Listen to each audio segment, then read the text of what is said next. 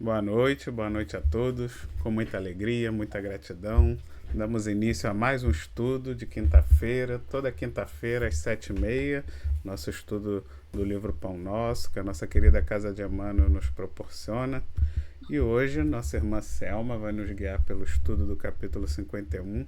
Então convido a Selma também para fazer a nossa prece de abertura. Então vamos elevar nossos pensamentos em agradecimento a Jesus, a Emmanuel, principalmente, que nos trouxe esse livro, né? Todos esses ensinamentos, não é? Oportunidade que nós temos de aprendizado, né? O nosso Mestre Jesus, que ele possa estar sempre nos guiando, nos orientando. Somos muito gratos por termos em nossas mãos esse conteúdo, que tanto nos esclarece. Possamos ser aprendizes e seguidores desses ensinamentos, hoje e sempre. Que assim seja. Graças a Deus. Graças a Deus. Vamos compartilhar a tela. Uhum.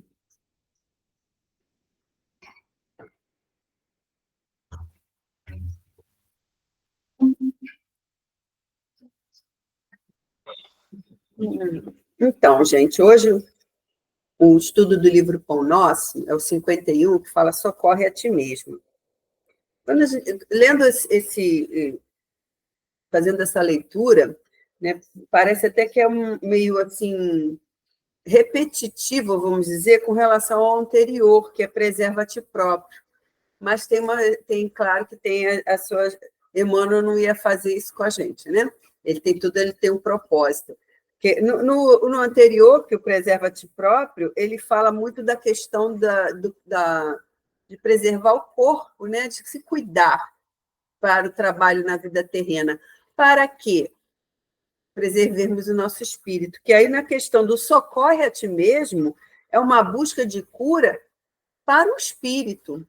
Socorrer a ti mesmo não só do corpo, mas do interior, do espírito. Como nós já estudamos anteriormente da questão de preservar-se o próprio corpo, agora nós vamos falar sobre a conservação, né, e a cura, o tratamento para o espírito, que essa é uma questão muito importante também, principalmente, porque o corpo perece, né?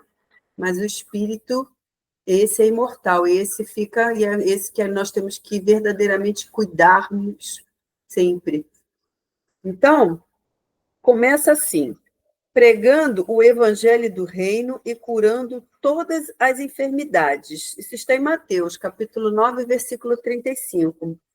Esse pequeno versículo aqui, essa parte aqui, 35, ele se refere a uma caminhada de Jesus, né?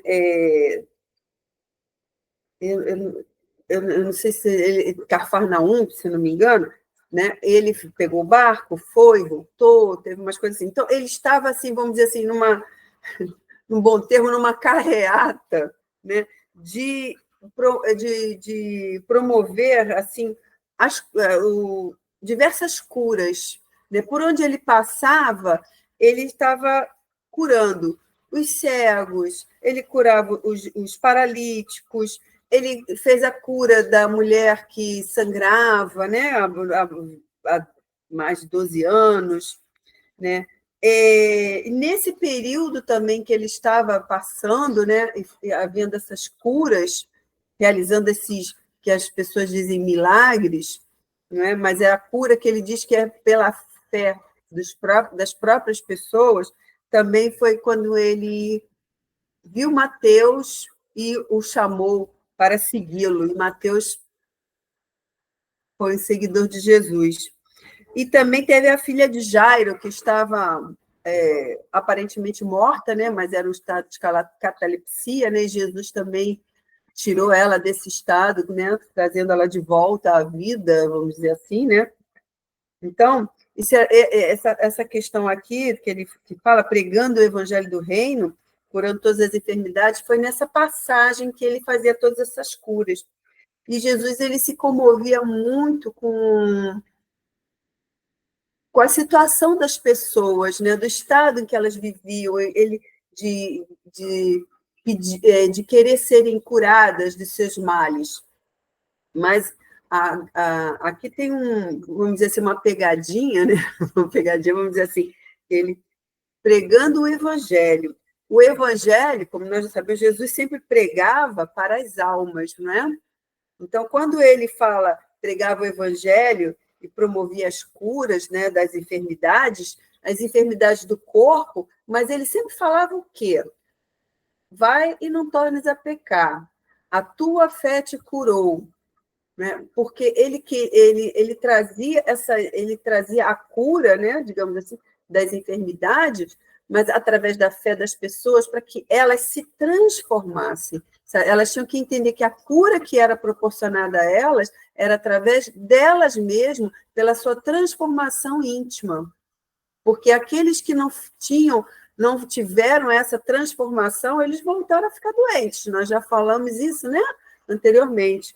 Então, aí eu lembro até da semana passada que a Júlia falou que o verdadeiro remédio está no Evangelho, né? E é isso que Jesus veio falar aqui hoje para nós, né? Eu dou a palavra para quem quer falar, comentar. Então, vamos fazer um comentário. Alguém quer falar? Antes, não, né? Então, como a Selma está dizendo, né, Jesus, nesse momento, ele estava fazendo algumas curas, né? Como a Selma falou aí da filha do Jairo, teve outras curas também, que ele curou o paralítico, enfim. E aí a Selma teve uma dúvida com relação que ele estava no barco, ele foi para Galiléia, ele voltou para Galiléia. Uhum. Porque ele tinha feito aquela cura dos endemoniados, aí ele pegou o barco e foi para Galiléia. Foi nesse momento que ele também chamou Mateus, né, para seguir ele. Então, nessa passagem de Mateus 35, esse versículo, tem um título que eu não sei como é que está em outros, mas na tradução do Haroldo está escrito assim: a situação da multidão. É isso que a Selma falou. Ali tinha muitos que chegavam ali estrupiados, né? Então, o Jesus ele traz nesse versículo a compaixão pelo povo, porque era um povo muito maltratado, muito abandonado, como se fosse as ovelhas sem o pastor, né? Então, e essa passagem nos convida à reflexão de que hoje somos poucos trabalhadores para uma grande colheita. Então, ou seja, muitos doentes, muitos enfermos, não só do corpo, mas como também da alma, né? E estavam ali, né, necessitando dessa ajuda de Jesus. Porque Jesus ele também fazia os ensinamentos lá nas sinagogas. Ele também não levava só a cura para o povo enfermo, ele trazia os ensinamentos, foi como a Selma falou. Os ensinamentos dele era a forma que ele também contribuía, não só lá nas sinagogas, para aquelas pessoas também que tinham já o entendimento da lei, né? E porque todos nós, né, somos necessitados, não só da oração, mas como da cura. E Mateus, quando a gente pensa em Mateus, quando Jesus o convida, a gente tem que lembrar que Mateus era um publicano. E naquele momento ele era conhecido como Levi, né? Quer dizer, conhecido como Levi por conta dessa troca do nome, né? Então, Mateus ou Levi são a mesma pessoa. E esse evangelho de Mateus, ele foi escrito, né? Esses apontamentos de Mateus, ele foi escrito para um povo que conhecia aquela cultura. Ele não escreveu fora daquela região. Então, tudo que ele apontou no evangelho dele, quem olhava aqueles apontamentos entendiam perfeitamente. Hoje a gente pode até não entender, mas quem estava naquela cultura tinha conhecimento total de todo o apontamento. Então, isso é interessante, porque assim, Jesus falou para aquele povo, e Mateus, sendo o que anotou as passagens, escrevia para que aquelas pessoas que já conheciam a cultura entendessem perfeitamente o que Jesus falava. Quer dizer, não era nada diferente do que era pregado ali, o que ele anotou. Então, é interessante, porque a gente vê Lucas, né, com um grau de inteligência maior, com um grego melhor, mas Mateus, ele conhecia toda aquela cultura. Então, todo o apontamento dele era muito perfeito para aquele povo daquele momento. É isso que eu queria trazer.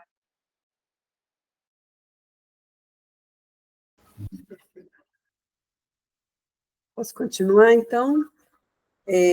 Então, começa assim o texto de Emmanuel.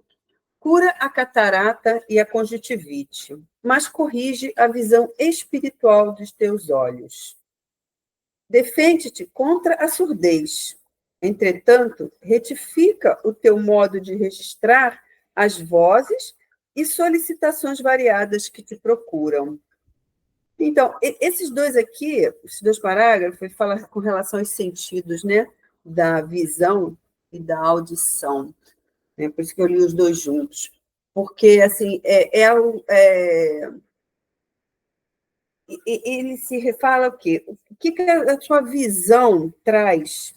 Né? O que nós temos olhado? Para onde nós temos olhado? O que nós estamos vendo, né? Direcionando nossa visão, né? Nesse sentido. Porque, assim, você pode ter uma doença da catarata, como ele fala, com uma conjuntivite, né? A gente trata, né? Mas ele enfatiza aqui, corrige a visão espiritual. O teu olhar, ele se volta para o quê? Para que a gente tenha um olhar de compaixão com o outro, um olhar para as coisas boas da vida, porque tem pessoas que só sabem ver o lado negativo de tudo também. Então, a gente tem aquele olhar para o que é belo, para o que é bom, né? Porque aquilo que vai trazer alegria, contentamento para nós, né? Ver as coisas boas. Assim como, né, a questão da surdez, que ele fala, corrigir a surdez, mas o que ele fala que retifica o teu modo de registrar as vozes e solicitações variadas que te procuram. Né? É a mesma coisa dos olhos e da audição. Né? Você olha para aquele, você escuta um pedido de alguém que te pede ajuda. Não digo só o faminto na rua, o pedinte, às vezes até um parente, um amigo está precisando, né, de um auxílio, né, está precisando de um ouvido para ouvir as suas queixas, seus sentimentos. A gente consegue dar esse ouvido, emprestar esse ouvido a alguém, né? Direcionar esse nosso olhar, né? E ouvidos para aqueles que estão realmente necessitando, que isso traz o benefício para nós, né? Também. Aí, o auxílio ao outro é um benefício para nós, né? Com questão de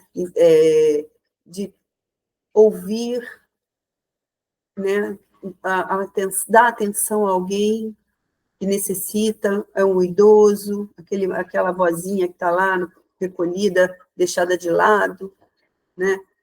Olhar para ela com amor, com paixão, né? Com respeito pelo seu tempo vivido. Isso, eu acho que faz uma questão de melhora espiritual também, né? Eu posso. Fala, João, eu estava fechando na hora. Eu penso assim também, você vai fazer uma caridade, né? Você vai emprestar o teu ouvido para outra pessoa falar. Você vai passar a perceber naquele sujeito que você conhece, o cara é egoísta, o cara é invejoso, mas você vai ter um olhar para ele que você vai ver o que ele tem de bom. Você passa a prestar atenção no que ele tem de bom, não só no que ele tem de ruim. Deu para entender o meu pensamento? Eu penso assim também. Olhar de forma positiva, porque a gente não está aqui para julgar ninguém também, né? Entendeu? E até assim, a pessoa às vezes fala com você, você fica assim, pô, a pessoa foi rude, foi grossa. Na verdade, a pessoa não foi, a pessoa pode estar até num desespero e numa maneira de falar, se expressar errada, mas você foca primeiro no lado negativo. Você não para e presta atenção por que a pessoa está falando daquele jeito, o que ela está passando. Eu entendi desse jeito, tá? Sim. O que o João fala é que muitas das vezes a boca fala do que o coração está cheio, né? Então, às vezes, você se expressa erradamente, mas é porque você está precisando, às vezes, gritar, né? Para que alguém te veja e te ouça, né? E quando a gente vê esse texto do Emmanuel, a gente, jogando para os nossos dias, a gente vê como é tão atual, porque a falta de empatia hoje no mundo é muito grande. Então, todos nós estamos necessitados de ser vistos, ouvidos, acarinhados, e isso é uma coisa que a gente precisa estar atento. Então, quando o Emmanuel fala e corrige a sua visão espiritual e defende-te contra a surdez, porque lá em Mateus, no capítulo 13, versículo 16, ele apontou uma fala de Jesus que ele disse: bem-aventurados os vossos olhos, porque veem, e os vossos ouvidos, porque ouvem. Então, bem-aventurados aqueles que já conseguem, né, oferecer, né, de uma forma de utilidade, porque muitas das vezes a gente oferece ao outro o nosso pior. Não é o nosso melhor, é o nosso pior.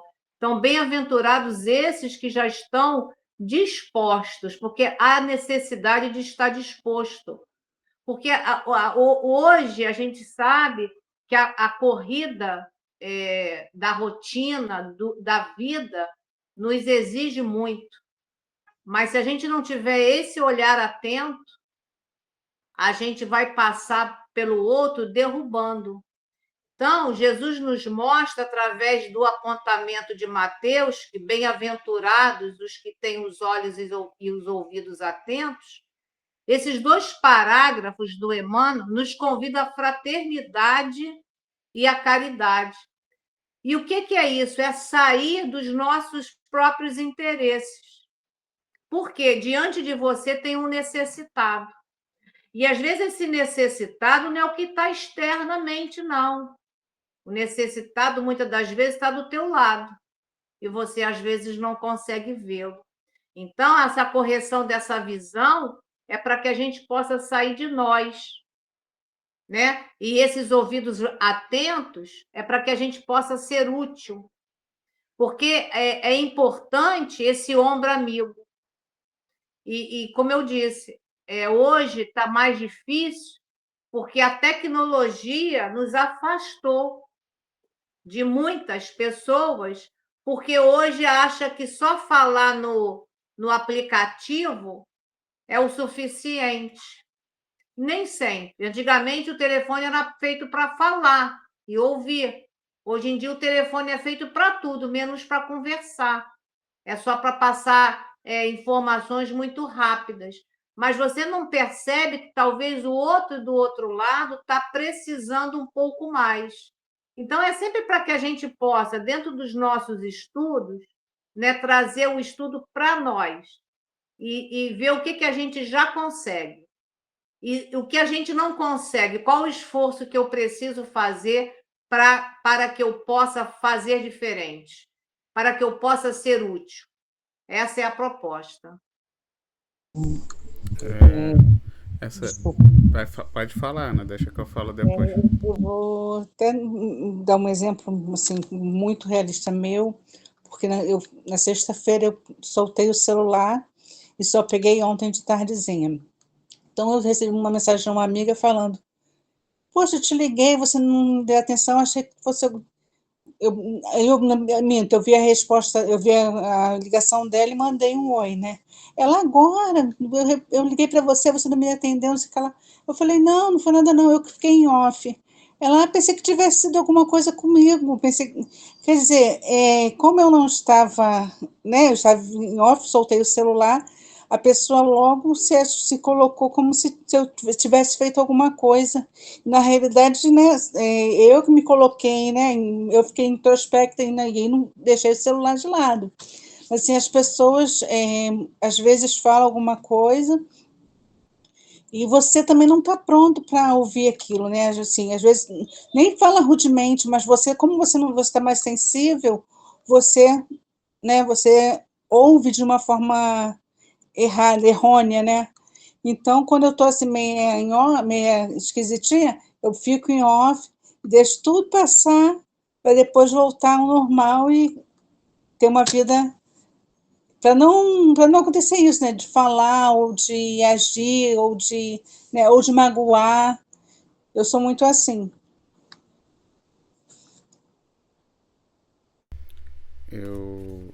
Essas duas frases eu me lembrei de algumas histórias, né? Da questão do olho, eu lembrei daquela passagem onde o Cristo fala: se o olho é motivo de escândalo, arranca-te, né? Arranca e joga fora. E é verdade, porque a gente sabe, inclusive, que muitas vezes a gente pede para que numa encarnação nova a gente venha sem a visão, por exemplo, sem a audição, às vezes até sem os dois, porque a gente sabe que que esse órgão do sentido foi um motivo de escândalo e que a gente não vai conseguir, que a gente, se a gente tiver a visão, por exemplo, a gente, né, quando a gente tem a autoconsciência, o autoconhecimento, muitas vezes a gente percebe que não vai conseguir, que, né, se eu enxergar, eu vou continuar dando valor ao que os olhos veem, a beleza, a estética, e não vou conseguir enxergar o que tem realmente dentro das pessoas, né? A beleza interior. Então, muitas vezes a prova da cegueira tem esse objetivo. E aí eu lembrei, tem um filme, né? O filme O Amor é Cego, que é uma comédia, não sei se vocês já assistiram, mas que é bem interessante, que é isso, né? Ele enxerga todo mundo que é bom, independente da aparência estética, ele enxerga as pessoas que são boas como muito bonitas e as pessoas que são ruins como muito feias. E independente do que elas realmente são, né, na aparência real. E, e a outra história que eu tenho é uma história de realidade mesmo, de um senhor que eu conheci, que aí é sobre a surdez. Eu estava jantando lá na casa dele, e os filhos falando muito mal dele, sabe, assim, aquelas brigas de família. E aí ele me cutucou e falou: que bom que eu já tô surdo, que aí eu que eu não fico nem ouvindo o que eles estão falando. Então, e realmente, às vezes a gente, né, às vezes certas limitações nos poupam, né, nos poupam também de dores e sofrimentos. Então, é realmente a gente enxergar e entender o uso real que a gente precisa dar aos nossos sentidos, né? Esse uso que vocês já explicaram, esse uso realmente voltado ao bem e não nos deixarmos nos enebriar, não nos deixarmos nos levar exatamente por essas distrações, né, que os sentidos muitas vezes nos guiam, que a gente possa realmente enxergar o espírito da palavra, ter olhos de ouvir e ouvidos de ouvir, olhos de ver e ouvidos de ouvir, mas o conteúdo verdadeiro, né, e não só o rótulo, não só a embalagem das coisas. É isso. Então, aqui, medica a arritmia e a dispneia, que é a falta de ar. Contudo, não entregues o coração à impulsividade arrasadora. Combate a neurastenia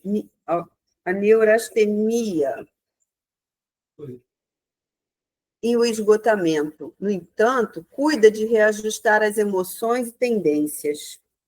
Persegue a gastralgia, mas educa teus apetites à mesa.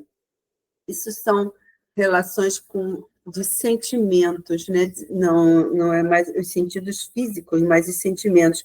Porque quando você tem a arritmia, né, que eu falo, essa falta de ar, isso é muito relacionado com a ansiedade, né? Então, quando nós temos ele fala que, né, combate isso, né, cuida de reajustar emoções e tendências, né? Ou, desculpa, não entregues o coração à impulsividade arrasadora, não é? A gente, às vezes, que age por impulso, causa aquele rebuliço no coração, taquicardia, dá dor no peito, né? Falta de ar, porque a gente está sempre se projetando além daquilo, não é?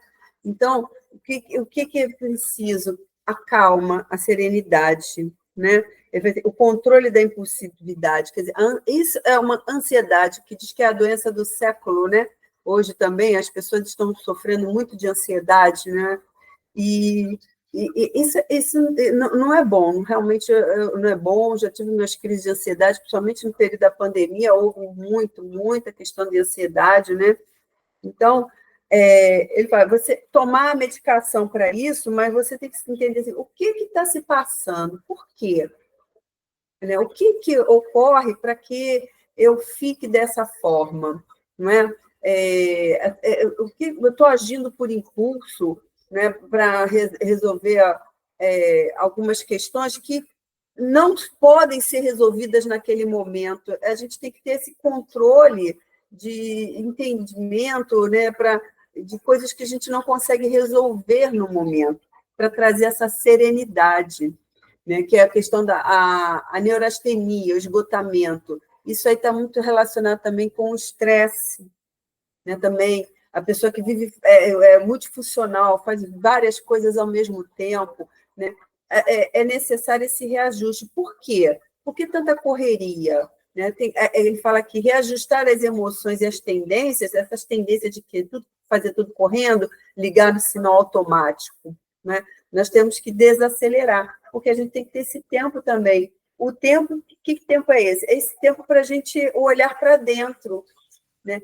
Respirar, trabalhar a respiração para evitar a questão da dispneia, não é?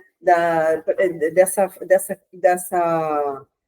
fraqueza, esse esgotamento, porque está se excedendo nas questões materiais. A gente tem que cuidar também da nossa parte espiritual, sabemos disso. E aqui se refere muito a essa questão da parte espiritual. A gente tem que desacelerar, não é? Por quê? Aí a questão aqui da dor de estômago, né? Que é a gastralgia. Educa teus apetites à mesa. Porque a questão do estresse, da ansiedade, ela também causa uma gula excessiva. Às vezes tem pessoa que come compulsivamente por questões de estresse, né? Tem a gula excessiva por gulodice mesmo, do olho grande, que as pessoas falam, mas tem a questão do estresse. Entendeu? Então, elas estão ali, esses 3 parágrafos estão conversando muito entre si, porque uma coisa liga a outra, não é? Nessa questão. Educar seus apetites à mesa, ele fala, a educação, ela requer o quê? Uma disciplina, né? Requer que você tenha o quê? Bons modos, e isso tudo está relacionado. Então, a disciplina, você tem que se reajustar, se equilibrar, se colocar numa situação assim de ouvir, como a gente falou ali na frente, né? Mas até ouvir o que seu corpo está pedindo, o que você está precisando. Tem que parar, pensar, né? Descansar a mente também, porque diz que para a gente ouvir as nossas necessidades, curar o nosso corpo, fala de meditação. A meditação é muito importante para isso, para achar esse ponto de equilíbrio conosco, não é? E para evitar o estresse, evitar a ansiedade. Isso traz uma proximidade até com o nosso anjo guardião, que a gente nem tem tempo de ouvir, de tanta correria que faz na nossa vida. Então, assim, desacelerar, né, traz essa proximidade com o espiritual, que é o que nós estamos precisando, né? Sem os excessos, sem os atropelos. Tem que controlar, sermos pacientes, sermos tolerantes, porque isso, quando nós temos isso conosco, a gente também consegue ter para com o outro, né? Porque como é que a gente vai poder nos doar? A gente vai poder se doar para o outro, ser tolerante com o outro, se a gente não tem conosco mesmo, não é? Então, essa é a questão ele fala aqui desse socorro na questão desses sentimentos que a gente tem que trabalhar em nós, né? Essa busca, a ansiedade, eu acho que é quando a gente se desconecta do divino. E quando você se conecta com o divino, não tem ansiedade. Hoje eu estava esperando o ônibus, fiquei mais de 1 hora esperando o ônibus, fiquei cheia de dores. Aí o motorista chegou, que no meio do caminho tinha tido um assalto, mas era com uma arma de plástico e tal. Aí você começa a ficar ansiosa, né? Eu falei, vou pegar esse ônibus e vai passar isso assim, assim. Eu falei assim, gente. Aí eu falando até com as meninas estavam no ponto, 2 senhoritas. Falei, vamos rezando. Pede para Deus proteção e luz. Tá? Eu peguei, que eu sei que ele passa por lugares perigosos. Eu estava com o meu livro do Pão Nosso, que eu estava estudando, peguei meu livrinho, fiz apontamento, eu me desliguei da preocupação da situação, me concentrei aqui. Passou, graças a Deus, passou pela situação mais perigosa, sem nada. Não teve nenhum susto, viagem tranquila, e eu não tive ansiedade, porque eu me coloquei naquela situação. É Deus, vai cuidar do meu caminho. Que a gente pede e continua na preocupação, quer dizer, você não tirou foco. Eu tirei o foco da preocupação e coloquei meu foco em Deus. Entendeu? Aí acabou o problema. Né? Quer dizer, acabou o problema para mim, assim, não, entendeu? E muitas vezes a gente não consegue tirar isso da gente. Deus está na frente de tudo, mas você está lá, mas aquilo ali fica com aquele olhar para aquela situação do perigo. Então, peraí, se você está pedindo para Deus cuidar, porque fecha os olhos, desconecta, sai daquilo, deixa para ele resolver, não é? E a gente não consegue dar esse desligar. Eu, graças a Deus, estou conseguindo. Então, quer dizer, quando a gente entra nessa situação, tudo vai funcionando errado. É o coração, é o estômago, né? Você come e dá dor de estômago e dá um esgotamento mental, físico e tudo. E tem coisas que fogem ao nosso controle. A gente não tem controle de tudo. E é aquele momento que a gente tem que dar realmente na mão de Deus. Deixar Ele ter o controle da situação. E aí a gente descansa. Não é? Então, eu deixo com vocês. Eu vou fazer alguns Agora o João quer falar aqui, Júlia. Deixa eu falar rapidinho. Eu acho isso que Emmanuel, o que eu entendi que o Emmanuel falou é o seguinte: tem que haver um equilíbrio, né? Sim. O corpo e o espírito. Você não pode tratar só o corpo e esquecer o espírito. Também não pode só tratar o espírito e deixar o corpo para lá. Tem que haver um equilíbrio entre os dois. Porque no estudo anterior, preserva a ti próprio. Você tem que tomar conta de você. É aquele exemplo do lance do avião, da máscara cair. Você tem que se socorrer para socorrer o próximo. Isso. Que agora socorre a ti mesmo. Quer dizer, aquele lance da vacina, que Jesus, quando veio, ensinou: cura-te a ti mesmo. Então, você já está com o antídoto no corpo.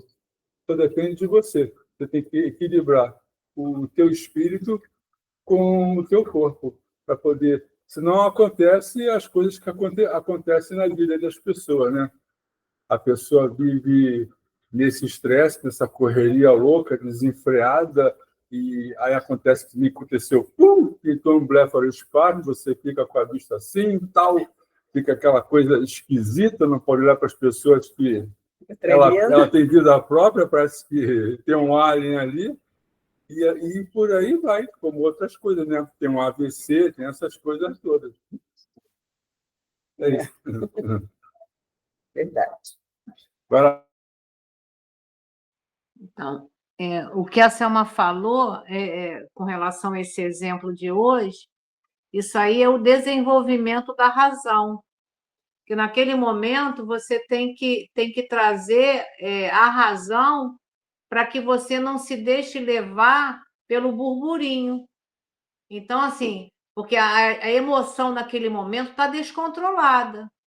Se você não usa a razão naquele momento para você se conectar, você entra na situação que já está, vamos dizer assim, já está descontrolada a nível externo, né?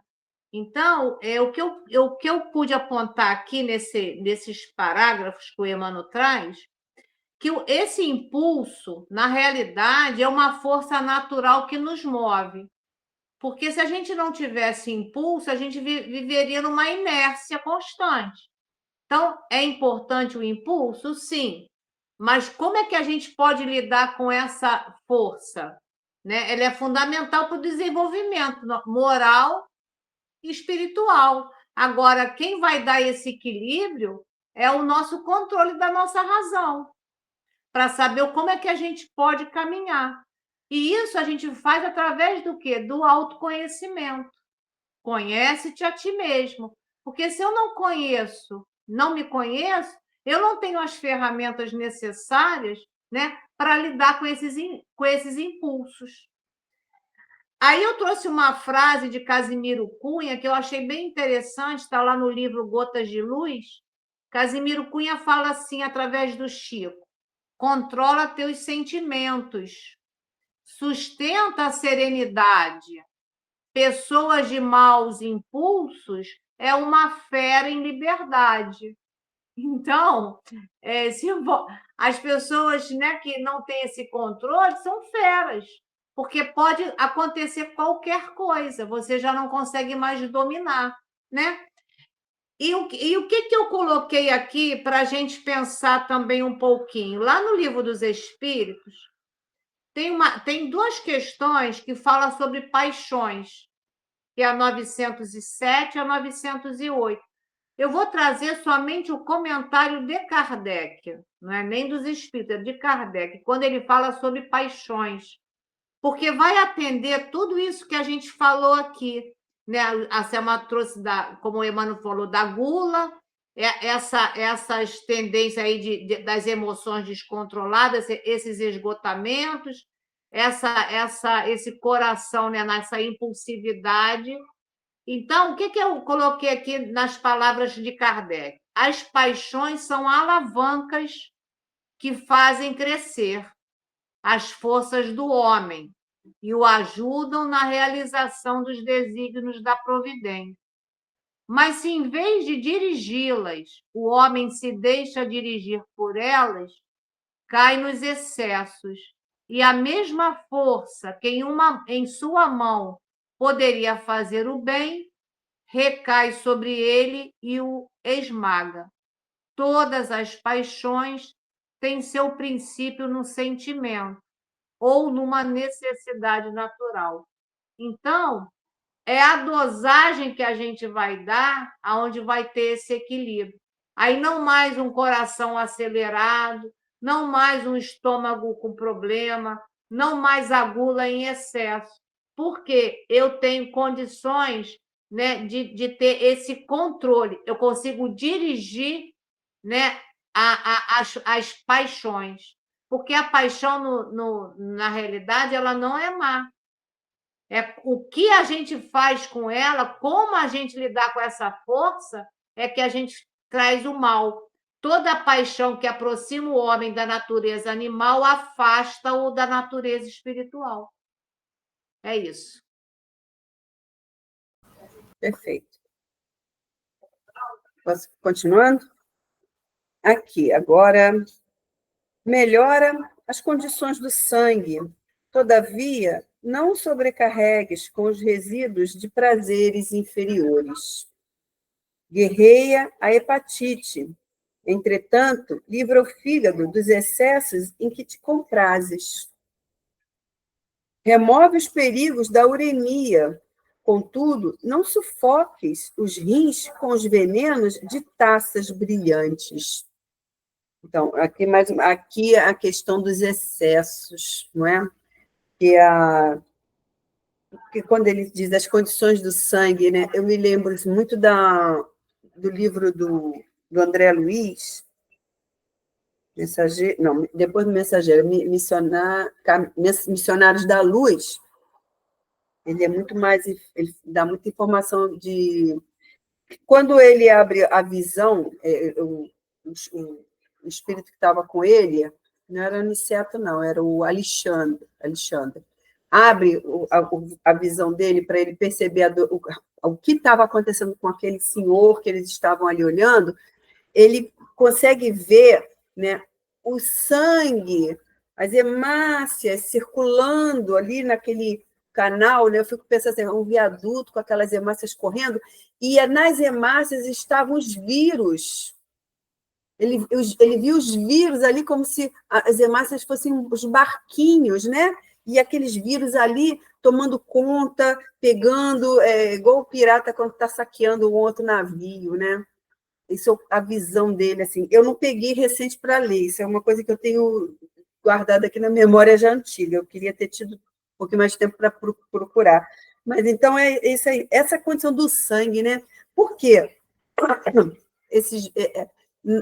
Quando você comete os excessos, que ele fala, os resíduos de prazeres inferiores, né? Podemos colocar isso aí na sexolatria, né? Que a pessoa que usa o sexo indiscriminadamente, que contrai doenças, você contamina seu corpo, contamina o sangue, né? E traz essas condições aqui ruins, né? Aí tem a questão da hepatite também, que são os excessos, geralmente, de bebida, não só bebida, mas comida também, né? Não só dá gastralgia, mas o fígado ele também é um filtro, né? Então, ele vai ficando com aquelas impurezas, chega uma hora que ele não dá mais conta, né? Aí o fígado dá essas questões, né, da doença e para de funcionar. Assim também como o rim, que também é o filtro daquilo que a gente ingere, né? O rim também ele se envenena, ele fica frágil com o que você comete de excessos, não é? Esses excessos ligado a tudo, não é só ao sexo, mas todas essas paixões vulgares, né, inferiores, que nós acometemos. Até noites mal dormidas, porque estamos que as pessoas ficam aí nas baladas da noite, nas raves, come, bebe, se intoxica e tudo mais, né? Então, eu tenho uma parte aqui do Livro dos Espíritos, desculpa, a parte 3 do capítulo 5, da Lei de Conservação, que ele é o gozo dos bens terrenos. Na questão 713 e 714, que ele fala aqui, a 713, traçou a natureza limite aos gozos? Ele diz aqui, traçou para vos indicar o limite do necessário, mas pelos vossos excessos chegais à saciedade e vos punis a vós mesmos. Quer dizer, se excedeu o limite e acaba sendo o quê? Punido, a gente pune a nós mesmos com essas situações todas aqui que nós já falamos. Né? E a 714 diz assim, que se deve pensar do homem que procura nos excessos de todo gênero o requinte dos gozos. Né? Aí ele diz aqui, pobre criatura, mais digna é de lástima que de inveja, pois bem perto está da morte. Aí, perto da morte física ou da morte moral? De ambas. Né? Porque o homem que procura o excesso de todos os gêneros, aqui é um comentário de Kardec, ele fala, o requinte do gozo coloca-se abaixo do bruto, ele bota abaixo do bruto, daquele ser mais, né, primitivo, pois que este sabe deter-se quando satisfeita a sua necessidade, porque é o instinto, né? Ele é movido pelo instinto bruto, né? Mas esse que comete o excesso, que já passou do instinto, né? Esse ainda é pior, né? Porque ele não sabe nem parar, né? Ele fala aqui, abdica da razão que Deus lhe deu por guia, e quanto maiores forem seus excessos, tanto maior preponderância confere ele à sua natureza animal sobre a sua natureza espiritual. As doenças, as enfermidades e ainda a morte que resultam do abuso são, ao mesmo tempo, castigo à transgressão da lei de Deus. Ele também é, de certa forma, um suicida. A pessoa que comete esses abusos, que ele fala que ele está abaixo do bruto, ele é um suicida. porque ele está além da razão, ele não respeita o próprio corpo, né? Ele extrapola, né? Que nós vemos também nos relatos, né, de memória suicida, as pessoas que cometeram esses tipos de abusos, que estão lá nos hospitais, naquela situação enferma das mais tristes possíveis, completamente dementados por excessos, porque não souberam parar no momento, né? O que o bruto já age por instinto, ele come, se saciou e acabou. A gente vê no reino animal, né? O leão, ele persegue o antílope e a zebra para comerem, mas quando eles estão saciados, elas passam ali ao lado deles como se fossem bons amigos. Eles ficam ali convivendo juntos porque não há necessidade de mais. Ele está satisfeito. Né? Por que ele vai querer? Porque é meu alimento, eu vou caçar para guardar aqui, não é camelo para ficar guardando, né? Então, é isso aí. Os animais estão sempre nos ensinando, né? De uma certa forma. É só a gente ter olhos de ver. Deixa aí para vocês. Quer falar? Então, você já trazendo essa parte da lei de conservação, já traz para nós toda a resposta, na realidade, de todos esses questionamentos, né, que o Emmanuel vai colocando aqui. Porque qualquer excesso, né, é um mal para o nosso aparelho físico. E quando a gente para analisar esse aparelho físico, isso é a nossa reencarnação, que é a misericórdia do Pai para nós. Quer dizer, para eu estar aqui, eu preciso de um corpo. Se eu trato ele mal, com meus excessos, eu não estou conservando, eu saio da lei de Deus. Ou seja, eu estou marginalizada, eu estou fora da lei de Deus, porque eu não conservo, pela misericórdia que Deus me deu, o meu corpo físico. E a ele é o que eu tenho que dar conta. Né? Quando a Selma fala, né, do livro de Memórias, que a gente estudou, que a gente vê aquelas situações, a gente vê que a gente não está aqui para questionar nada, nem para apontar dedo, mas a gente vê que a forma que se comportaram levou a um mal maior. Né? E nós, né, fazendo também de forma equivocada o trabalho com o nosso corpo, a gente também se aproxima, né, de um animal. E aí a gente vê que o animal mesmo, como a Selma trouxe, eles sabem o que é necessário para a sobrevivência deles. Eles não vão fazer estoque. Né? Então, quando todos os elementos do bom senso falham, que a gente tem que ter um bom senso, né? Por esses excessos, o homem vai sofrer o quê? As próprias consequências. Aí depois, embora a gente saiba que a gente não pode culpar o outro, muitos ainda de nós culpamos até a Deus.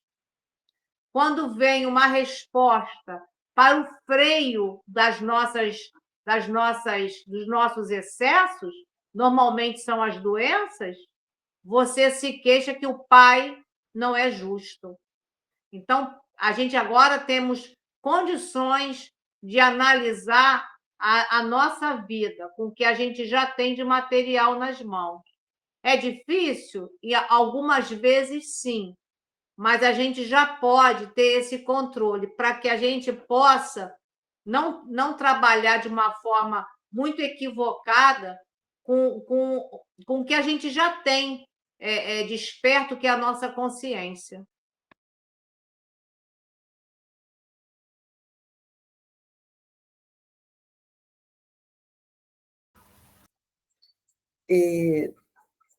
Desloca o reumatismo dos membros, reparando, porém, o que fazes com teus pés, braços e mãos. Reumatismo é algo bem doloroso, né? Ele limita os movimentos. Mas aí que fala, ele diz aqui, repara, o que fazes com teus pés, com teus braços e mãos? Né? Elas estão operando, elas estão em movimento, elas fazem algo útil ou ficam mobilizadas? perante as situações que acontecem na vida, né? Quando ele fala assim, é porque eu vejo que todas essas doenças que trazem nosso corpo físico, que estão aqui, nós já falamos isso, que toda doença que se manifesta no corpo, ela está no nosso perispírito. Antes dela se materializar no corpo, ela já está aqui, próxima. A gente tem, às vezes, estômago.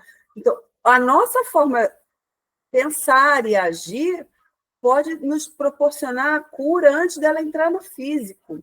Então, quando chega o reumatismo que já está no físico, né, já é o quê? É resultado, às vezes, da minha falta de ação, de movimento, que eu não soube utilizar de forma útil meus membros, de forma útil, positiva, aquilo que Deus espera de nós, né? Que Ele estava esperando que eu fizesse e não fiz, aí acontecem as limitações e chega aquela pessoa, ai, Deus, por quê? Né? Mas por quê, né? Por que você não usou quando podia? Né? Então, a gente tem que ver isso. O que eu faço com as minhas mãos perfeitas, com os meus pés, que me levam a caminhar, não é? Os meus braços, que podem segurar. O que eu posso proporcionar também de bom para mim e para o outro? A gente sempre tem que olhar para o outro, porque a nossa vida não é um casulo, né? Então, a gente tem que ter esse pensamento e aqui, levando essa ideia. Como nós estamos utilizando os nossos membros, nossas mãos, pés, braços e tudo, não é? Tem a palavra. Eu vou trazer uma frase do próprio Emmanuel, que está lá no Caminho, Verdade e Vida, no capítulo 79, que quando eu li essa frase, me veio na mente um paralítico, né? E aí eu falei, eu tenho isso na doutrina, eu vou buscar e achei lá no Caminho, Verdade e Vida, quando Emmanuel diz assim, de modo geral, quando encarnados no mundo físico, apenas enxergamos os aleijados do corpo, os que perderam o equilíbrio corporal, os que se arrastam penosamente no solo, suportando escabrosos defeitos. Não possuímos suficiente visão para identificar os doentes do espírito, os coxos do pensamento, os aniquilados de coração. Então, o próprio Emmanuel responde a gente aqui no Caminho, Verdade e Vida. Então, muitos aleijados não é só aleijados do corpo, é aleijado da falta de equilíbrio. Os coxos, os que têm coxos do pensamento. Então, a gente precisa sair dessa inércia, porque se a gente tem, e até mesmo se não tivesse uma perfeição nos nossos membros físicos, mesmo assim a gente poderia utilizar de uma forma diferenciada outros recursos que trazemos. Porque aquele que tem uma deficiência na fala, ele pode usar outra condição dele para ajudar. Ele não tem as mãos, tem problema, ele pode usar as pernas, ele pode usar a boca, ele pode usar o ouvido. Então, tudo que a gente tem como um corpo, independente de como estejamos, a gente não pode ser esses doentes do espírito. Porque aí sim eu vou ter um corpo perfeito sem utilização nenhuma no bem.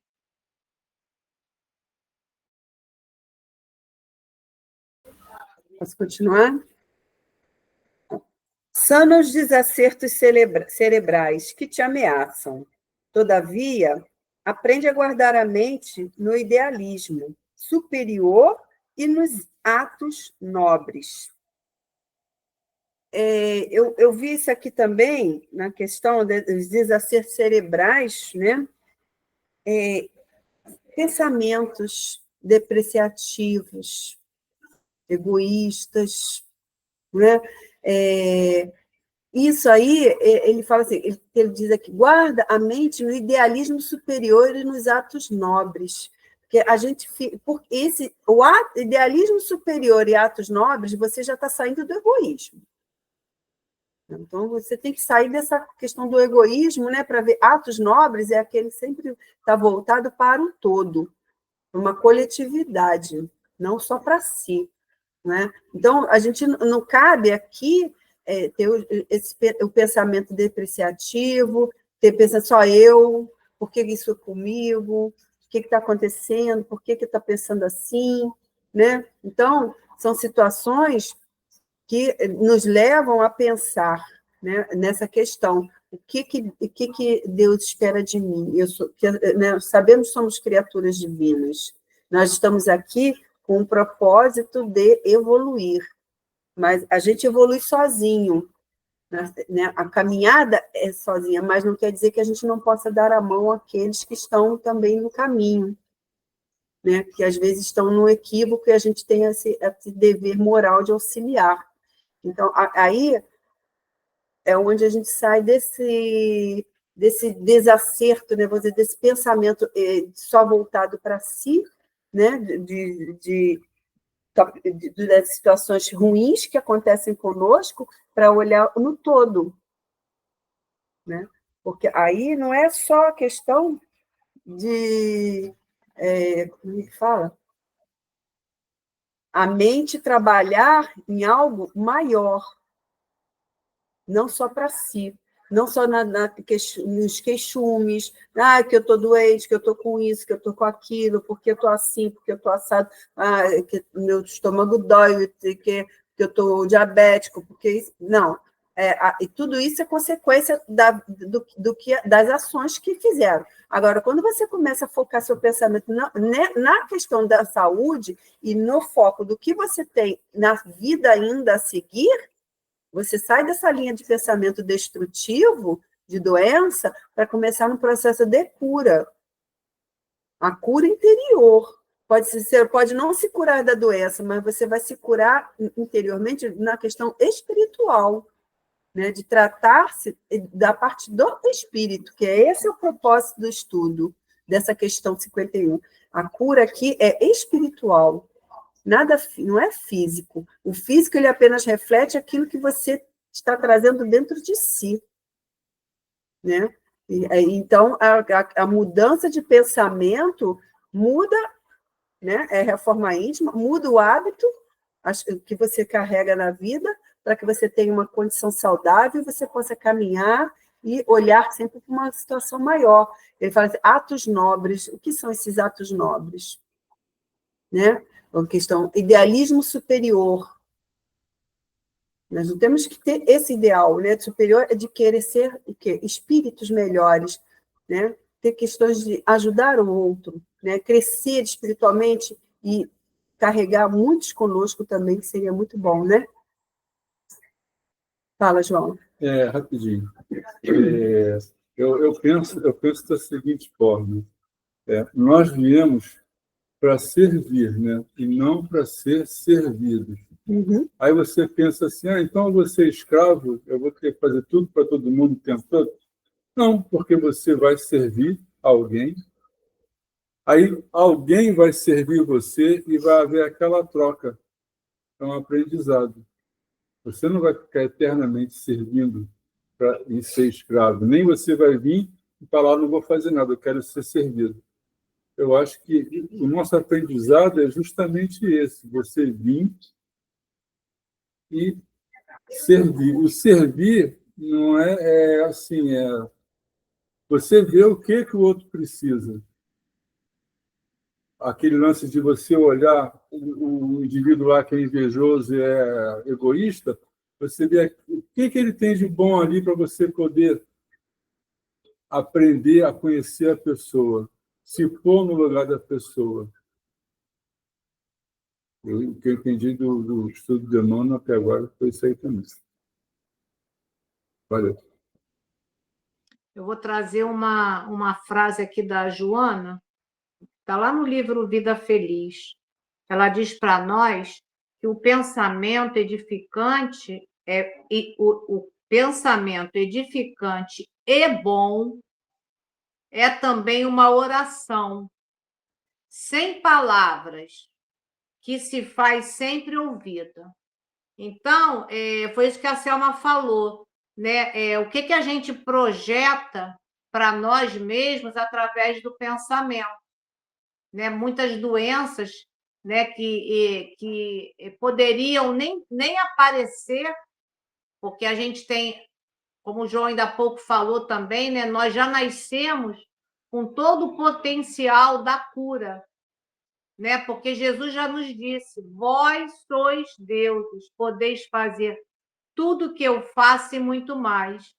Então, se eu tenho um pensamento edificante e bom, que é essa oração sem palavras, ela vai ser sempre ouvida, né? E aí a gente pensa aqui que o André Luiz, lá nos domínios da mediunidade, no capítulo 1, ele traz umas frases muito interessantes sobre a mente, que ele diz para nós: nossa mente é o núcleo de forças inteligentes. A ideia é um ser organizado por nosso espírito, a que o pensamento dá forma e ao qual a vontade imprime movimento e direção. Então, a ideia é um ser organizado por nosso espírito. Então, e que o pensamento dá forma. Então, quais são as formas, pensamentos que eu tenho formado ao redor de mim? Porque se eu penso, eu lanço, né? Através do fluido cósmico universal. Ele o meu pensamento toma forma. O que eu projeto? Aí, às vezes, muitas pessoas têm uma energia tão difícil que o próprio contato físico você repele. Porque o que você pensa também influencia ao teu redor. Emmanuel, nesse livro, Pensamento e Vida, lá no primeiro capítulo, ele diz para nós: respiramos no mundo das imagens que projetamos e recebemos. Então, o que nós estamos projetando? E o que nós estamos recebendo no contato com o outro? Esse é realmente essa vigilância que precisamos ter. Para quê? Para que a gente não adoeça.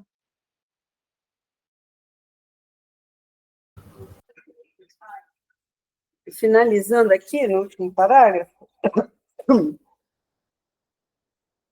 consagra-te à própria cura, mas não esqueças a pregação do reino divino aos teus órgãos. Eles são vivos e educáveis. Nossos próprios órgãos, eles aprendem. Veja só que interessante. Sem que teu pensamento se purifique e sem que a tua vontade comande o barco do organismo para o bem, a intervenção dos remédios humanos não passará de medida em trânsito para a inutilidade. Então, aí aqui está dizendo, o que eu falo assim, remédio, ele é para remediar. A cura, ela está mais em nós, né, do que o próprio remédio. Ele ajuda, mas se você não usar, né, o seu corpo, o seu espírito para a sua mudança, para a sua renovação, o remédio não vai fazer o efeito que você espera. Por isso que ele diz aqui, consagra-te à própria cura. Quer dizer, nós temos essa capacidade de nos curarmos das doenças que nós mesmos criamos para nós. Tem as doenças, aquelas que são realmente, né, está na nossa destinação, né? Mas aquelas doenças que a gente traz para nós temos capacidade de curar. Com o quê? Com a nossa mudança de hábito, com a nossa constância, nossa vigilância, a nossa mantermos assim, equilibrado, né? Então, ele fala aqui que os nossos órgãos são vivos e educáveis. Quer dizer, a gente educa os nossos órgãos a serem disciplinados também, né? Se você, o que você vê, se come em excesso, o teu corpo reage. Quando você passa depois a comer de forma moderada, ele vai reagir também, mas de uma forma mais positiva, é claro, não é? Então, ele vai... Aí, enfim, se ter o pensamento que se purificando e se a sua vontade comande o barco do organismo para o bem, não tem remédio. Quer dizer, você tem que ter o pensamento na cura, mas não só pensar, mas tem que ter a vontade, né? Que o Leon Denis sempre fala, né? É a impulsão, o maior impulsionamento da vida é a vontade, não é? Então, que tenha a vontade para comandar, para que você realmente tenha esse controle de não comer em excesso, não beber em excesso, de ter uma vida mais regrada, de mudança de hábitos, mudança de atitudes, quer dizer, ritmos novos. Se você não estabelecer essa condição diferente na sua vida, você vai ficar doente. Aí é uma doença que vai se tornar crônica, porque a gente não quer mudar, a gente não quer ter um posicionamento diferente do que a gente viveu antes, quer manter-se sempre como era, sempre foi assim, e assim eu vou ser sempre. Isso é muito triste, quando a pessoa me diz que é assim. Eu lembro do meu pai. Eu sempre fui assim e você sempre assim. Não, gente, nós não somos as mesmas pessoas que nós éramos quando criança, quando adulto, e nem a gente não é a mesma pessoa que a gente era há 5 anos atrás, há 10 anos atrás, porque a gente está aprendendo, a gente está aqui fazendo o quê? Aprendendo, evoluindo. Então, não tem como dizer que nós sempre fomos assim e vamos ser sempre assim. Se a gente ter esse tipo de pensamento, vai contra o que a gente está aqui fazendo, que é estudar e progredir, não é? Se a gente pode melhorar-se espiritualmente, aprender coisas novas e mudar nossa postura, né, diante da vida, por que a gente não pode mudar os nossos hábitos cotidianos para ter uma vida melhor, mais plena, mais saudável? Né? Porque a gente não sabe lá, a gente não sabe a data que a gente está aqui para partir, né? Mas você quer partir num leito de hospital ou você quer partir de uma forma mais amena enquanto dorme e ser recolhido pelos espíritos amigos? A sua maneira, como você quer viver mais à frente, envelhecer, depende do que você faz hoje, né? Do como você vive hoje. Eu sempre digo que o que a gente é o que a gente come. Porque eu tive muita mudança de alimentação que me causou mais saúde, que eu não tinha antes, e a Júlia sabe. Entendeu? Se a gente não cria novos hábitos, não tem maneiras melhores para viver, a gente fica doente, dependente sempre de remédios. Que os remédios só vão manter você ali, doente, sempre. Não é? Então, fechando isso aqui, quem fala que a cura total é sempre a do espírito. O corpo perece. Ele vai acabar, isso eu já falei. Mas o espírito, ele é imortal. A mensagem de Emmanuel é essa. É para você cuidar do seu espírito. Mas você tem que cuidar do seu corpo para manter esse espírito saudável também. Não é? E a cura, voltando a dizer, é do Evangelho.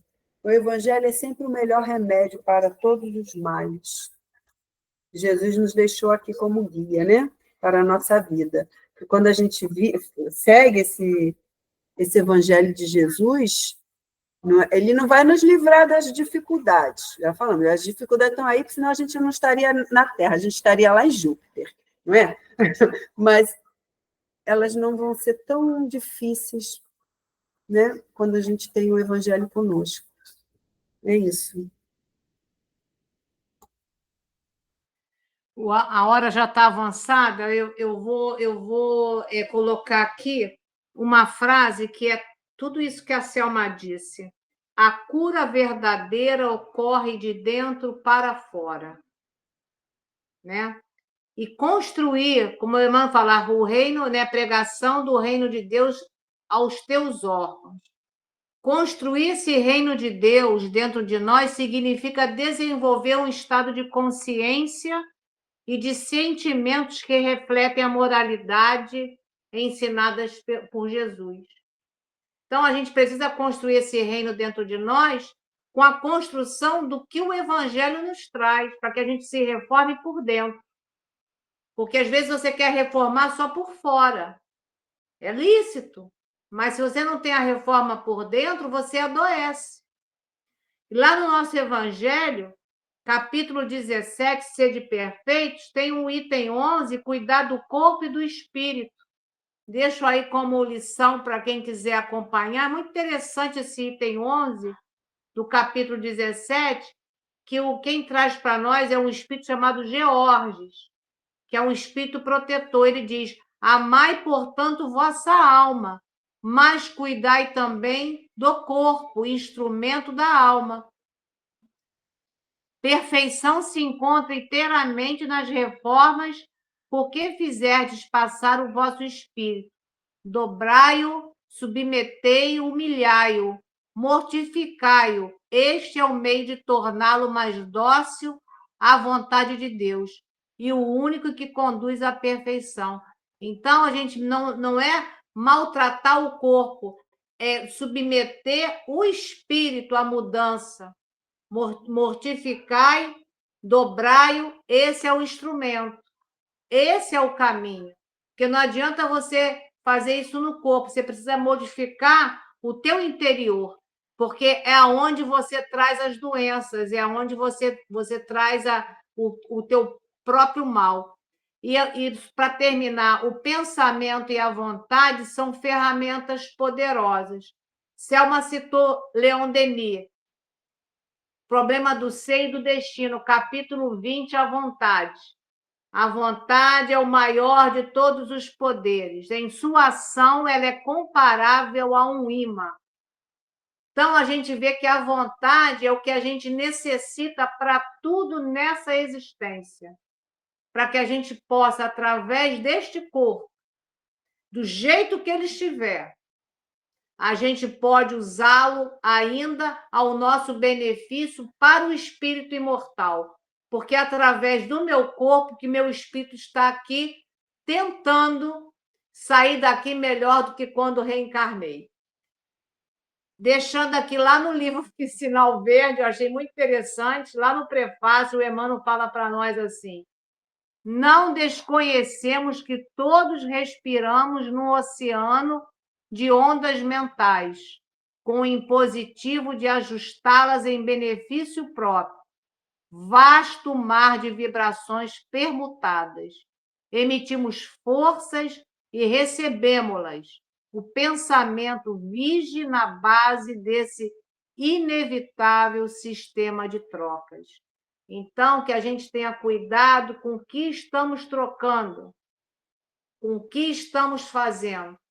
E a gente tem que usar essa vontade para que a gente possa ser cada dia melhores.